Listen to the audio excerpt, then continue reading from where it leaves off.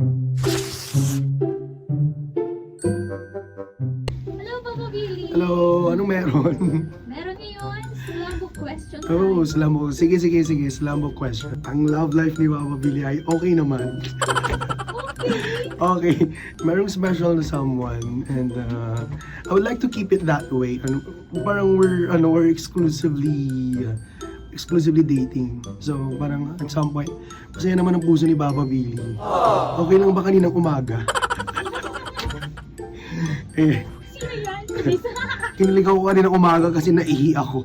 Hindi, joke lang. Nagdagat kami. Nagdagat kami. Sunrise sa dagat. Tapos nag-breakfast kami doon. Kumain kami pandesal. Tapos ayun, napag-usapan namin yung mga bagay-bagay na hindi namin napag-uusapan. Tapos nanood pa kami. Something nun sa YouTube habang nakatambay sa beach. Ang ganda kasi nung ang ganda kasi nung scenery. Greatest lesson mo sa love is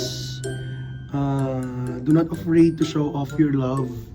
Huwag kang matakot na ipakita kung paano ka magmahal. Kasi sobrang complicated na kasi ng life para itago mo yung love na meron ka.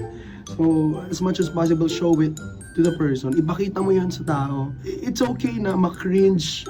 Mas ang importante, mo yun, yung open ka sa kung ano yung emosyon na meron ka. Siyempre, yung pagpapahalaga mo pa rin sa sarili mo, importante pa rin yan. Kung paano mo pahalagaan yung partner mo, dapat pahalagahan mo din yung sarili mo. Very common to physical touch. Physical touch and quality time, yan talaga yung pinaka-importante. Kasi, Hindi, X ka sa LDR. hindi naman, I mean, marami namang ways kahit LDR kayo marami namang ways. Siyempre, kapag LDR kasi limited yung time, no? Mas prefer ko yung, pwede ko siyang puntahan anytime, pagtiwala agad.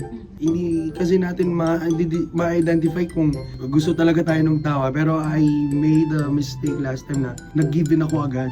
Kasi akala ko eto na yun eh. Then I just realized na hindi pala yun yung, hindi pa pala siya. So, yun, don't trust easily. Tapos learn to know the person along the process. Kilalanin mabuti. And wag ibigay lahat agad. Wag bumigay agad. Wag maging marupok. Parang gano'n. That's it. Thank you, Papa Billy. Thank you so much.